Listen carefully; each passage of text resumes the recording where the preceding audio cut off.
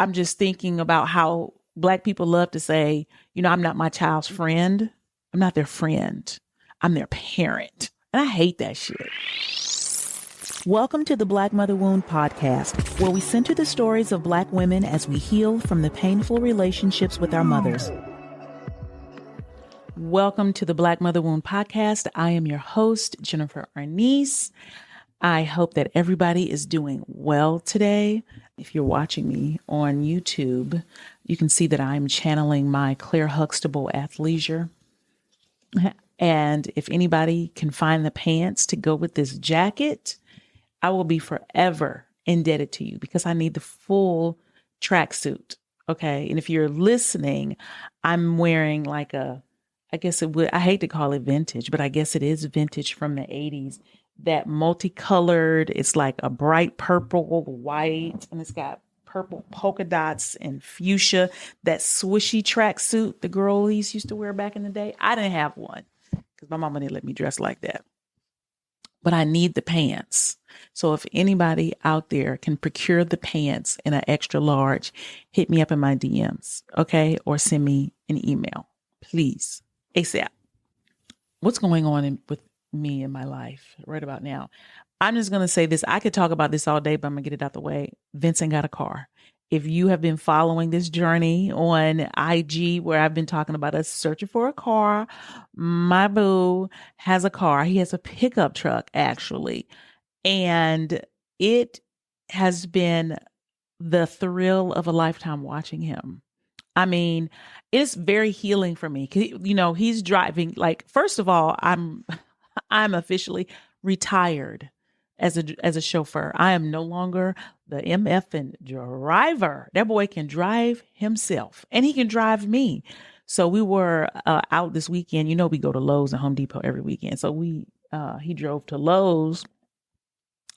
And I was just staring at him, and he looked at me like, "Girl, what is wrong with you? Why are you looking like that?" And I was like, "This is such a monumental event in your life." And he's like, "Oh, okay." And, if you've been listening to me, you know how serious I take this parenting journey and all the things that I want him to experience as he transitions in a healthy way into adulthood. I think I transitioned into adulthood, but not in the healthiest way. There was a lot of stuff I missed. So I just love this for him. And I didn't have a car when I was in high school. I called the bus. I didn't get a car until my, sophomore year in college. And I had to buy my car for my mother. I probably have told that story before. My refund check, it was like I had $1,500 left over, and I gave it to her, and I got her 1985 Toyota Corolla. And yeah, that's all I'm going to say about that. But I'm so excited about this part of his life and how I think he's going to blossom. And he's also very independent. And he got things on his list and places he want to go when he want to go. And I'm like, yes, you can go on your own. That means my time now. Mama can do some things. So I am thrilled. Like, today's the first day I don't have to pick him up from track practice. He is going to come home on his own. So any parents that have already gone through this, y'all know how exciting it is. And for y'all with the little ones, it's coming, and it's going to come fast. So start early, okay? And start building your kids' accountability and responsibility now, right? Which I guess this is a good segue into today's topic. I get a lot of DMs and emails about parenting, whether it is how do they, basically what I hear are two things. One, women say they're afraid to have kids because of how their mother fucked them up, or they have children and they don't want to fuck their kids up. And it is like a real struggle and a real battle because we did not know how many habits that we picked up from her. And that when we became parents, it became the only way we knew how to parent, and parenting became triggering, right? And so, and I totally can relate to that. So I'm just going to talk about what you can do to not fuck your kids up if you have a mother wound. And it's not what you think it is. Every time I talk about this, like in with my clients and my students, they never realize, like, or think or imagine this is what I'm going to say. The best parenting advice I can give you, and if you don't know, my son is 17, he'll be 18. I'm a single parent, a solo parent. His father has never been a part of his parenting journey. There's no aunts, uncles, grandparents that are like in his life on a regular basis that are parenting him with me. This is the parenting according to Jennifer, okay? The number one thing you can do to be a better parent is heal your childhood trauma. It has nothing to do with the relationship with your kid. That's not primary. The primary focus is the relationship you have with yourself. So everything that I talk about every week will make you a better parent. Now, what I want to do is also help you kind of level set and set your expectations, because you're never going to be a perfect parent and you will make mistakes. So if you are trying to avoid every mistake, you are already fucking your kids up even worse. Like, this goal to be a perfect parent and not fuck them up is probably doing more harm than good, because you are operating from a space of emotional lack. You're operating out of fear. You're operating out of regret. You're operating out of shame. And you can't have a healthy relationship with someone when that is the lens that you're looking at. And a lot of people, I think damn near, I ain't gonna say everybody, because y'all hate when I do that. And it's not everybody, but a lot of people who parent, the main thing they're trying to do is be different than their parents. It's like, I want my kids to have a different childhood than I had. And I understand that, because I wanted and still want my son to have a different childhood than I had. But we don't look at our kids as individuals when you are so hyper focused on what your childhood was like, and you just want to make it the opposite. You're actually not thinking about your kid. You're thinking about yourself, and you're thinking about how you felt, and how you felt and how your kids feel aren't the same all the time. So you have to be in the present moment, parenting your kids, not from a generic aspect, but from like a very specific way, because you're getting to know them as individuals, right? And when you are so consumed by making their life not be what yours was, you're really not paying attention to your kids. You're paying attention to yourself. And that is the first thing you need to clear up. And the only way you can clear that up is to do a real honest assessment of where your childhood traumas are still popping up for you, and work on those. And I have a very transparent, vulnerable parenting framework, right? I don't act like I have it all together. I don't act like I know everything. I don't act like I know what my son is thinking. And I talk to him about that. I talk to him about my parenting, because parenting is not a one-way thing. We were like taught it was one way. The relationship went, I'm going to tell you what to do. And then we do what they say. That was it. And it is objectifying. We weren't taken into account of like being a full human being. Right. And I think that that's the biggest thing missing in parenting is we don't see our kids as a full person with thoughts, ideas, emotions, perspectives, very honest, clear perspectives. They see some shit that we don't see. And we think, oh, you're a kid. You don't have a clear developed perspective. Like we can't trust what you like, what you don't like, what you're afraid of, what's common sense, what's not. And that actually is not true because the way I saw my parents when I was 10 and 11, I'm 50. I was like, oh, I saw them correctly back then. I saw them say one thing and do something else. I didn't grow up and realize, oh yeah, I was a kid. Yeah, I didn't understand. No, I understood. And usually your kids understand too.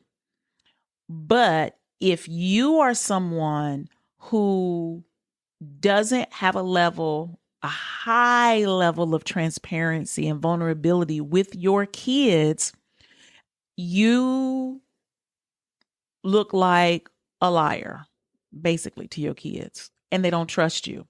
And therefore, they're not going to show up transparently. They're not going to be honest with you because they don't even know how to be honest because we pretend and we say things that we don't mean and we care about how things look from the outside and we don't talk about what's really happening. And we try to make other people responsible for how we feel. And so as adults, that's the behavior that's being modeled when you have a mother wound, right? And I would say this is beyond mother wound. This is if you have developmental trauma from your childhood, right? That is generally based in, and I talk about traditional Black parenting where you really don't talk to your kids. Your kids don't get to know the parent. I didn't know who my parents were as people, right? I didn't know what they were like before I came along. I didn't know what their dreams or aspirations or goals or interests were in a sense, that was like two different worlds. And I think I'm just thinking about how Black people love to say, I'm not my child's friend. I'm not their friend. I'm their parent. And I hate that shit. I really hate it because it's like, how do you define friendship? Because for me as a parent, I see myself as this is my son's first relationship. I am his first relationship. I'm the first person he's loved. I'm the first person that he has considered to be his friend. When he was little, he's like, you're my best friend. He still calls me his best friend. So as far as he is concerned, I am his friend. And when you really think about what a real friend is, he is correct. I am his friend. And I think we have to really evolve what a healthy parent-child relationship looks like because we did not have it. And traditional Black parenting does not make a lot of space for that. And I'm not even going to call it gentle parenting. I'm going to just call it human parenting, right? It is because some people will performatively be a gentle parent, right? It's like, hey, I want you to do this. Will you get down from there? Will you so and so? But it's really not aligned with the energy that they're providing, right? So you still look like a phony. It's just like, oh, I'm practicing these things, but I don't believe them, right? You're pretending to be patient with your child. but really you want to choke their ass out, right? You think they don't know the difference? You think they don't know? So you have to go back and say, why am I not patient with them? Like if my child is learning something new, why aren't I patient with them right now? Right? Is it because no one was patient with me when I was doing something new and I was expected to know it right off the bat? That was the truth for me, right? Or are you tired? Are you hungry? Are you stressed out? Are you frustrated? Is your nervous system already dysregulated? So one more little thing is going to throw you over the edge. Like, so that's why I'm telling you to be a different kind of parent to your kids. You have to do the reparenting work, right? You have to have a relationship with yourself to where when you're tired and you care enough about yourself that you do something about being tired. When you're hungry, you're hungry, and you know enough when you're hungry how you act. So, you know what? Let me go and get something to eat before we start this, right?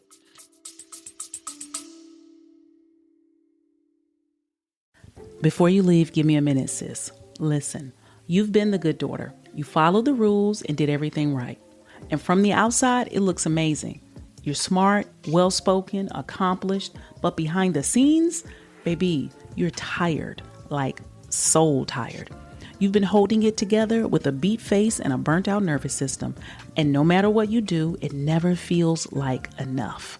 And I know you want to stop caring what folks think, but truth be told, you've been performing for so long, you forgot what it feels like to just be. Being her daughter taught you to put yourself last. Healing your mother wound, that's about finally fully choosing you.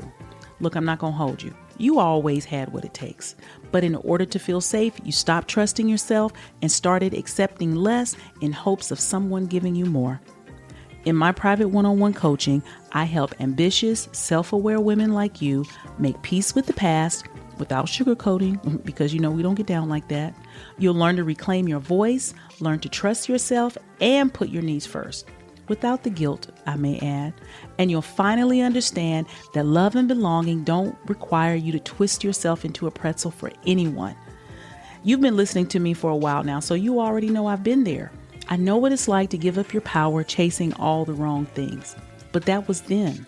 Now, I've helped hundreds of women realize you can stop overfunctioning, explaining, and working to earn love, because that's when you start showing up like the grown-ass woman you already are.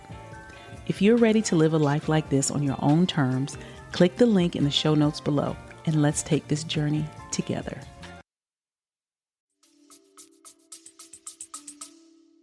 And not only do I want you to do those things and take those actions, I want you to be in communication with your child while you are reparenting yourself. Because your child needs to see you as a human being. You need to see them as a human being. They need to see you as a human being, not as this is mommy. And mommy, hold on, mommy. First of all, never mind. I ain't gonna get into that. I am not a fan of talking to your kids like they don't have a brain and just, well, mommy needs this, mommy needs it. Like, no, I'm hungry. If you're hungry, don't you think I get hungry? You get tired, I get tired. And I got to take a nap. I remember my son when he was this is when he was maybe like 7, 8-ish. And we played a lot of cards. Like, so when he come home from school, we take a bath and do everything. He's already played. He's taken a bath. He's relaxed, right? And now it's time to play Uno, or it's time to play. I was teaching him spades back then, child. So he want a spades lesson. For me, I have just sat down.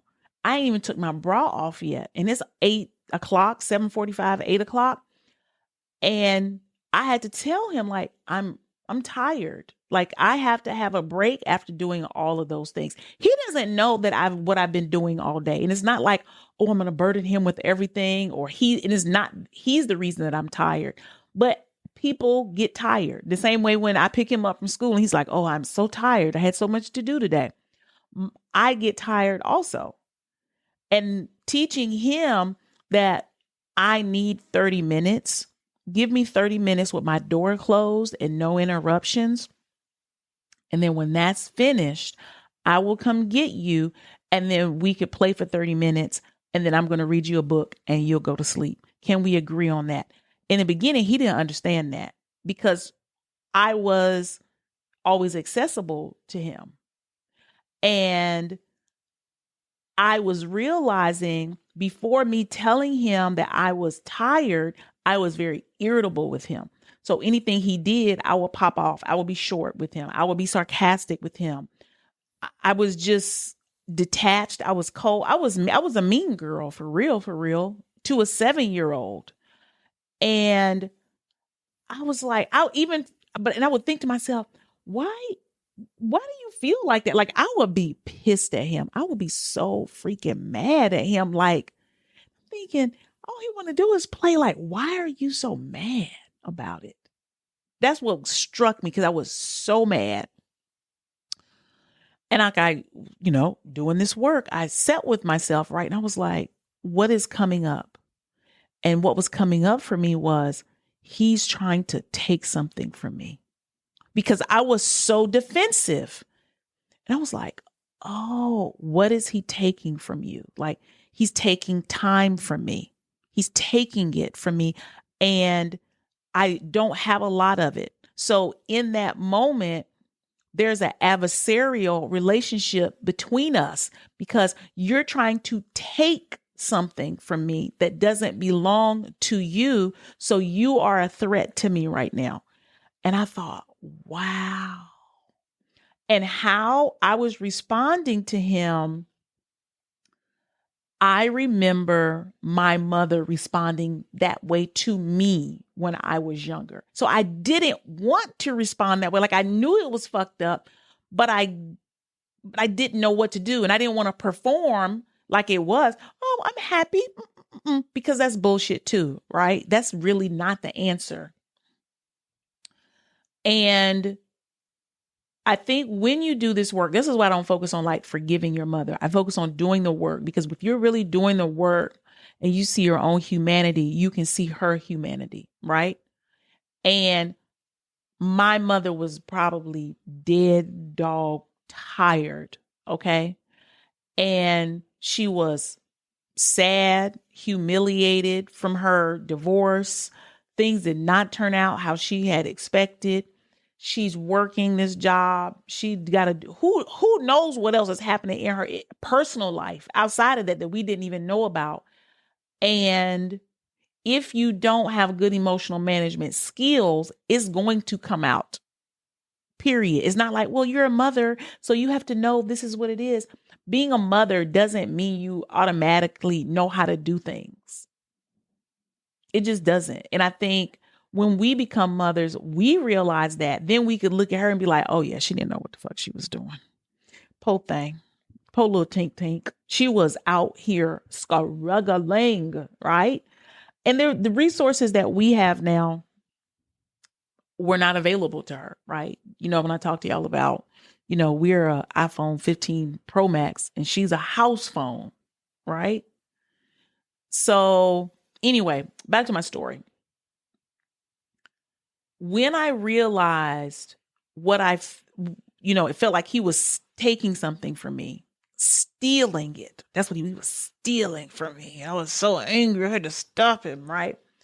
It became, so what is it that I need? And that's when I realized I need some time just to be with myself. I need for no one to need or want anything from me for a little while. And when I was like, oh, so you just need some quiet time. And now you're going to have to ask for it. And you're going to have to negotiate with him for it. And that was a rough negotiation, because he was not used to that kind of boundary. Because if he was 7, he had his own room. Hell, for so much of our time together when he was young, we shared the same room and the same bed. So we were always together. And he was still coming and getting in my bed at night too, even though he had his own room. That was the other piece to the puzzle. That was like, oh my God, this bro he just is stuck like Chuck on me. I was like, I need some space. And so, but at first I had to identify what that trigger was for me, right? Before I went into performance mode. Okay.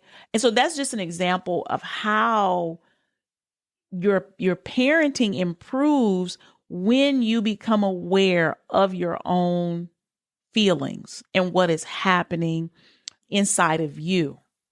And when you do that enough, it changes the way you parent. And for me, the number one goal that I have as a parent, number one goal, nothing is more important than this. It is that my son trust me. It's not that he's safe. It's not that he do what I say. It's not that he have, all A's on his report card. It is that he trusts me. And the only way he can trust me is if I keep it a buck. Whether it's good, bad, happy, sad, whether I have the answer or I don't have the answer. And you can only build trust through an authentic engagement. You can only build trust through transparency. And it's important and imperative that your children trust you, because this model of do what I say only works for so long, because what they are going to start to do is do shit behind your back that you would never know that they're doing. And you need your kids to come to you. You need your kids to trust your guidance and your leadership, because you have to transition them into being an accountable, responsible, human, adult individual in the world. And that can only happen if, one, you model that behavior in your life and you model that behavior with them. And if you build that trust, so they will listen to you, even because I realize my son is still going to need my guidance in his 20s and his 30s. I don't want him to take just everything I say. My mom said, do it, so do it. But I want him to know when to trust me. That means I have to trust myself. But guess what? In this process, it goes so deep. It's like looking into a mirror at a carnival, and you just keep seeing yourself deeper, deeper, deeper. As I prove myself to be trustworthy, he learns how to trust himself. He learns how to be authentic. He learns how to communicate transparently, vulnerably. He learns how to ask for what he needs. He learns how to set boundaries in relationships, right? It's so juicy and it's so simple, but at the same time, it really requires that you are able to do the work on you first and continually. And I always suggest letting them in on that process, because guess what? You are going to make mistakes, and they're going to have to, as an adult, learn how to do repairs for shit that we fucked up. Yeah. There are going to be things that they're going to be like, I didn't know this was something. Even if you have a great relationship with them, there's still going to be gaps, and you need to teach them how to manage their own self and how to reparent themselves. It's not going to be to the extent that we got to do it. Hopefully, maybe, but maybe not. But so we're showing them all along the way, this modeling, their brain subconsciously is picking this up, right? This is, for me, my parenting strategy. And when I look at my son, when other people look at him and see him, it's like, oh, this is the motherfucking evidence right here, because he is top tier. And it's not just because I've been a perfect parent. It's because of the work I've done to repair myself and also repair with him, continually repairing our relationship from the mistakes I made. And that only can be done with honesty and transparency, right? So I hope that that is helpful. I put a lot, I said a lot in this time. I feel like I could do a whole parenting series. If y'all are interested in a parenting class, like how to parent when you have a mother wound, let me know. Because I've been thinking about it, but everybody in this community doesn't have kids. So I don't do a lot of parenting content, but I think it's really important. So drop me something in the DMs or email me if you think that that will be something that will be useful in this community.